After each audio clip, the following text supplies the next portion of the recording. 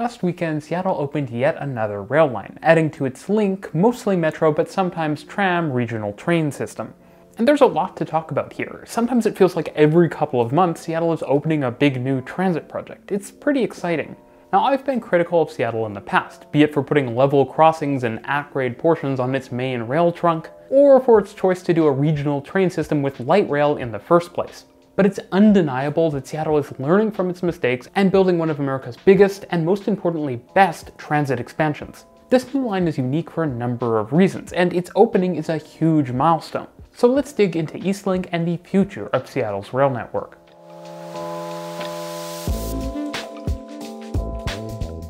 Welcome to RM Transit, a channel where a guy from Vancouver talks about transit in Seattle and around the world. Consider supporting the channel on Patreon to help me bring you more videos every week. On Saturday, April 27th, 2024, Seattle finally opened Eastlink, or more accurately, the Eastlink starter line. What does that mean? We'll get into it.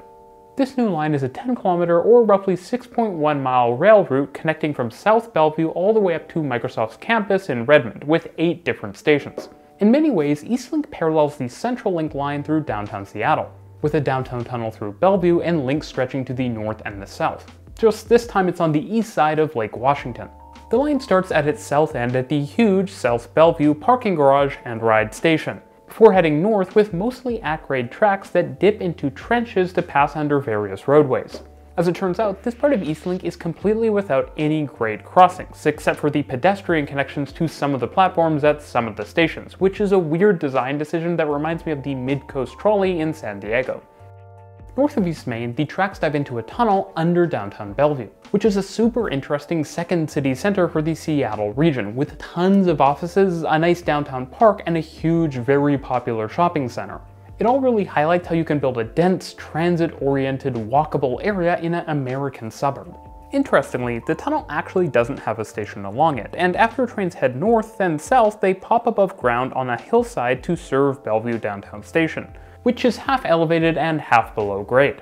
From here, the line hops across Interstate 405 and turns north on a SkyTrain-style viaduct to serve Wilburton before the tracks descend back to grade level.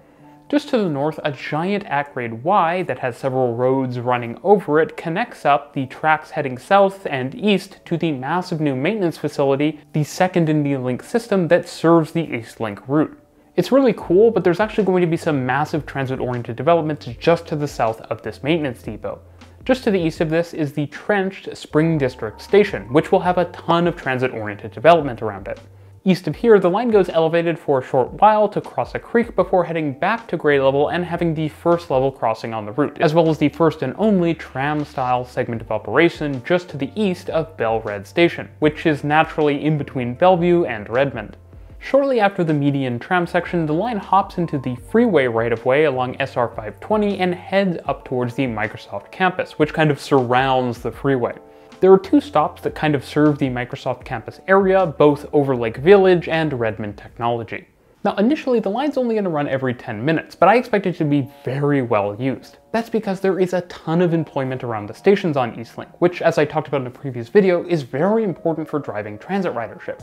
Redmond Technology and Overlake Village stations are right in the middle of Microsoft's massive headquarters and central campus that has over 40 different buildings on it, and Nintendo of America is nearby as well. South of the Spring District, you have tons of offices for Facebook, and downtown Bellevue is teeming with different offices from all kinds of companies. And extensions are already on the way. To the north of Redmond Technology, new tracks will soon extend trains all the way up to downtown Redmond in around 2025. Now, if you're anything like me, you might find it weird and un-Seattle that so much of this route through Bellevue is grade separated. But there's good reason for it, and a lot of thought clearly went into it, as opposed to the Rainier Valley section on Central Link where car crashes and slow operations wreak havoc on the system.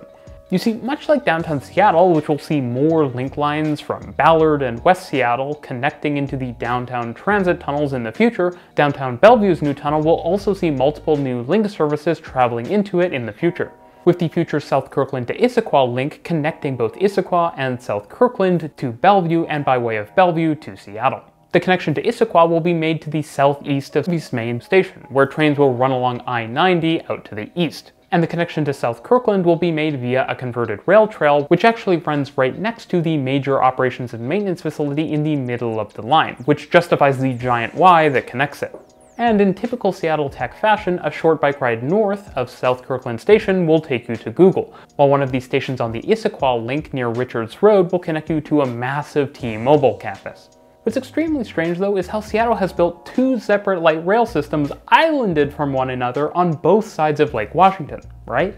Well, not exactly. You see, the reason this line is uncreatively called the Eastlink Starter Line is because it's just a part of Eastlink, which is meant to connect between the east and the west, i.e. across Lake Washington.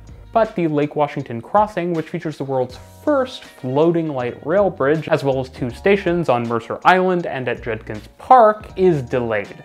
Once works are complete, the former busway along I-90 will be able to carry trains from downtown Bellevue into Seattle and points further north. I actually rode a bus on that busway from downtown Bellevue to downtown Seattle years and years ago, and it's going to be amazing to see that line upgraded to rail. It was really busy, and so this is going to be a really useful connection for people.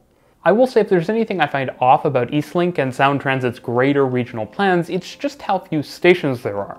I chalk this up mostly to using rather slow light rail for rather long regional journeys, but it's super odd that there isn't a station in, say, the middle of downtown Bellevue as opposed to kind of off to the side, or at the north end of all of the tech offices in Redmond, which is a really far walk from the other two stations. I think these compromises show you the unfortunate trade-offs you have to make when you don't have a proper regional rail system with local and express services, as well as top speeds over 60 miles per hour or 100 kilometers per hour. But putting all of that aside, it's very exciting that Seattle is finally starting to open some of the ambitious rail expansion projects that it's been working on for over a decade. While extensions further north and south on CentralLink are exciting, Eastlink feels like the moment when the transit system becomes truly regional. Now, it's not quite SkyTrain, but Link is shaping up to be a great region-linking system. Seattle is also doing way better than most North American cities on TOD, as well as transit expansion in general. And I think some healthy competition between Vancouver and Seattle on transit will do them both some good. You can already see some of the Vancouver transit ideas rubbing off on Seattle with all of the elevated portions of the new Link extensions, as well as with the lovely new color multi-departure next train screens that you're seeing at some stations. Seattle should also serve as a gold standard for other cities in the US on how to do a major transit expansion.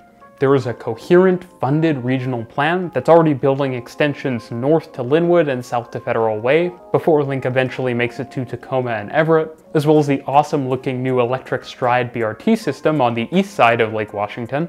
It's underrated, but I'll also say that the documents and website released by Sound Transit for their various expansion programs are really good. It makes it easy to navigate what's happening in the future in Seattle, how services are going to operate, where stops are going to be, and what the amenities are going to be like, and it almost means that there isn't an RM Transit video necessary. At the same time, it's really satisfying to see the city level up, getting modern trains from Siemens with nice new amenities, and filling those trains up as its ridership grows massively with more train and bus service. Not to mention the huge amounts of TOD that are being built across the region. It's not perfect, but it feels like Seattle has the best put together and best overall transit expansion program in the United States, and it's going to transform the region. Thanks for watching.